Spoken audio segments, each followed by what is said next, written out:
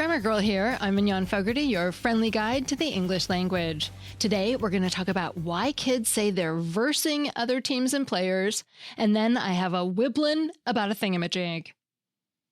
I often get questions about why kids say they're versing other kids. For example, Ron M. remembers his sons starting to use the phrasing when they became WrestleMania fans, and says he even hears professional sportscasters say it. A listener named Jackie says her kids talk about versing other kids in soccer games, and a follower who goes by Mima on Blue Sky described hearing people say, in last night's match, Tigers versed Cubs. So when I first started getting questions about versing to mean playing years ago, I thought it might be a regionalism, like how people are more likely to say spendy in Oregon than in Florida. So I surveyed people on the Grammar Girl Facebook page, and what I found instead is that it's an age-related phenomenon. People say versing everywhere, but they're often kids.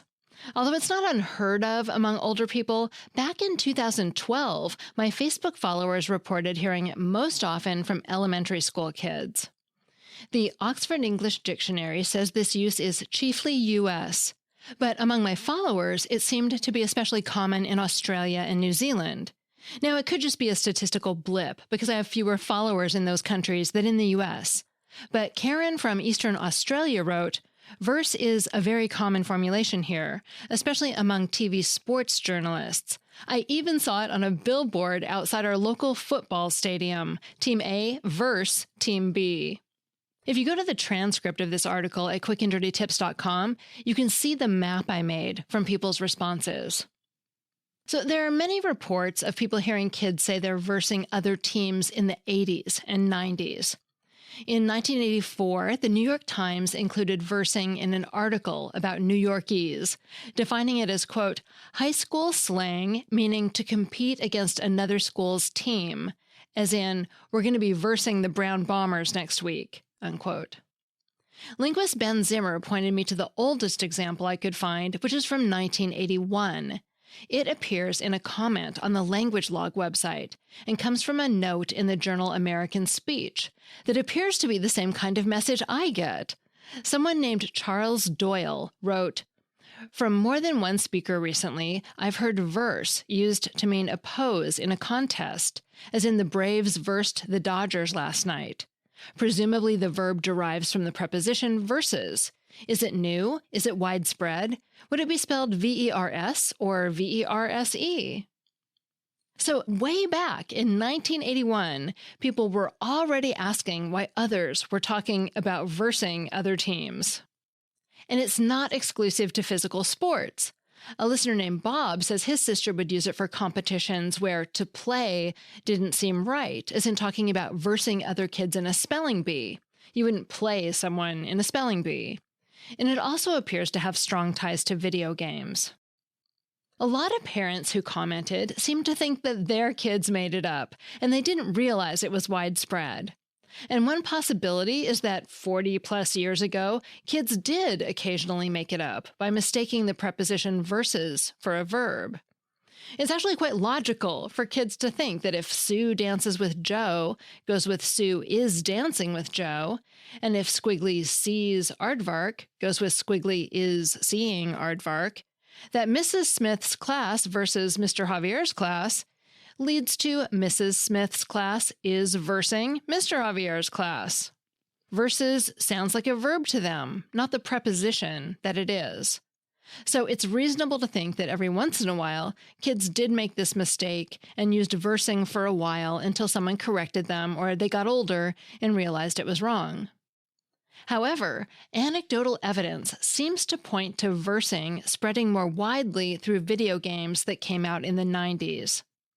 Ben Zimmer noted in a post to linguistlist.org that you could find many comments that used versing to mean playing on gaming news groups back in the mid-90s. For example, one gamer offered this advice on a Sony video games list in 1995. When versing the black car, remember that the first is a warm-up lap. A couple of my Facebook commenters noted that their kids started saying versing when they started playing Pokemon, and Pokemon was created in the 90s. The first entry for versing showed up on the Urban Dictionary site in 2004. It reads, quote, derived from the common term verses in video games, where choices are either player 1 or player 2, commonly listed as VS period, unquote. Marty on my Facebook page said her boys use it and, quote, I tried to correct them, but learned it's gaming lingo, unquote. So my theory is that either kids were exposed to phrases like A versus B much more often because of video games, and they started making the verb mistake themselves more often and in groups where it got reinforced, or that some of the games that came out in the 90s actually used versing as a verb. Either way, it spread and became more accepted. At this point, I'd say that versing still falls into the category of slang. To me, it seems similar to woot or pwned, which also have roots in gaming. Older people might not have heard these before, but most kids know what it means. It has a place in niches like gaming and maybe even sports in some regions, but it would seem wrong to most people who saw it in, USA Today or on CNN. Next, I'll finish with a few fun extras. First, versing actually was a verb about poetry before kids started using it this way. The Oxford English Dictionary has it being used as far back as Old English to mean to compose or make verses. My favorite example is a sentence from 1856. He began to verse extemporaneously in her ear. Second, versing isn't the only gaming term that's made its way into real life. 2 people reported that their kids say pause or pause game when they need a break when they're playing outside. Finally, I'll leave you with this joke from Janice C. She asked, if kids say versing to mean playing another team, if they play them again, are they reversing?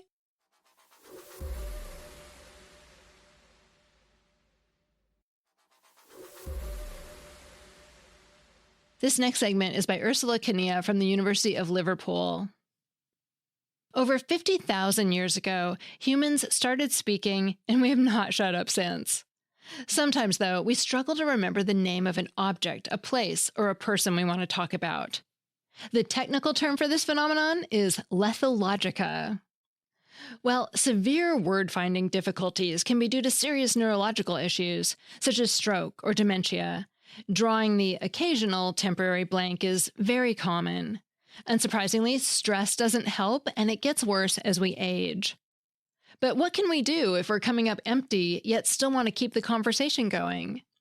Well, there are different ways of dealing with this problem. We can hesitate, using so-called fillers like and to buy us some time, in the hope that the right word will make a delayed but triumphant appearance.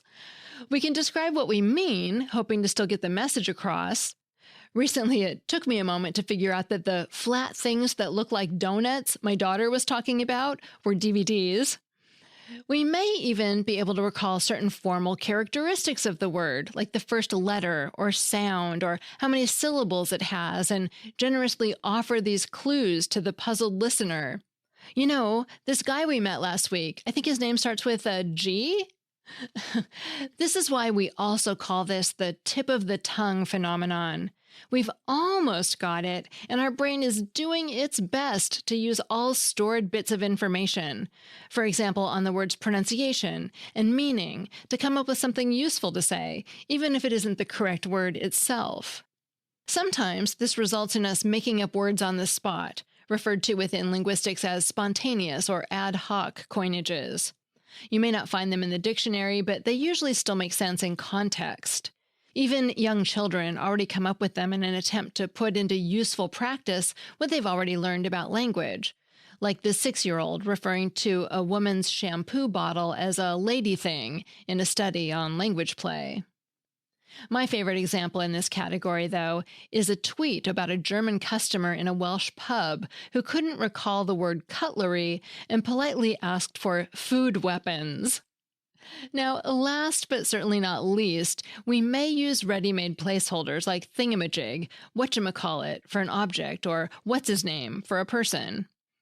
Apparently, the struggle to find the right word is real and has been for some time, because the Oxford English Dictionary has its own category for these terms, labeled thing or person whose name is forgotten or unknown. It includes 64 entries, and some records go back as far as the early Middle English period, 1100 to 1300. Not all of them are still used today. The last attested use for the strangely evocative whiblin was 1652, for example, and jugumbob is marked as obsolete. Others like Gizmo or Doodah are still going strong, though, and you can even buy Whatchamacallits and Whoosy-Whatsits. They are chocolate bars made by Hershey's. There are threads on Reddit dedicated to collecting placeholder words in English and from around the world. They're worth exploring, with gems such as Doomafitchy, the Dutch Huppeldepup, and the German Dingsdebumsda. So the next time you're using Whatchamacallit, appreciate it as your brain is doing its best. And by the way, do you still remember the technical term for failing to recall the right word I introduced at the start of this piece? Yes? Congratulations, but no? Well, you and your brain, you know how to handle this. That segment was by Ursula Kania, a senior lecturer in English language and linguistics at the University of Liverpool. It originally appeared on The Conversation and appears here through a Creative Commons license.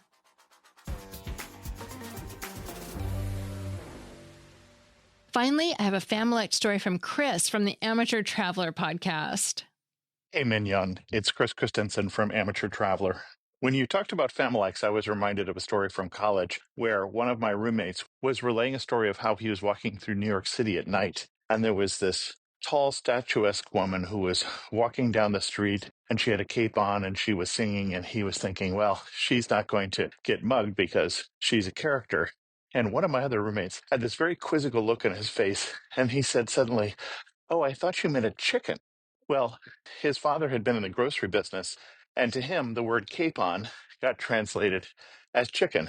And so now that group of friends, if we're ever walking through a dark street at night, might yell out, "I've got a chicken." Thanks, Chris. I confess to subscribing to this theory. When I occasionally had to walk by myself at night in college, I would absolutely behave erratically, hoping it would make would-be attackers think twice. Maybe carrying a chicken would work too. If you want to share the story of your Familect, a word or phrase that you only use with your friends or family, leave a message on the voicemail line at 83321-4GIRL or leave a voice message on WhatsApp. Be sure to call from a nice quiet place, and if you want that number or link later, you can always find them in the show notes. Grammar Girl is a quick and dirty tips podcast. Thanks to Dan Feierabend in audio, Morgan Christianson in advertising, Nat Hoops in marketing, and Holly Hutchings, director of podcasts, who learned the Country Girl Stomp line dance last week. And I'm Mignon Fogarty, better known as Grammar Girl and author of the Tip-A-Day book, The Grammar Daily. That's all. Thanks for listening.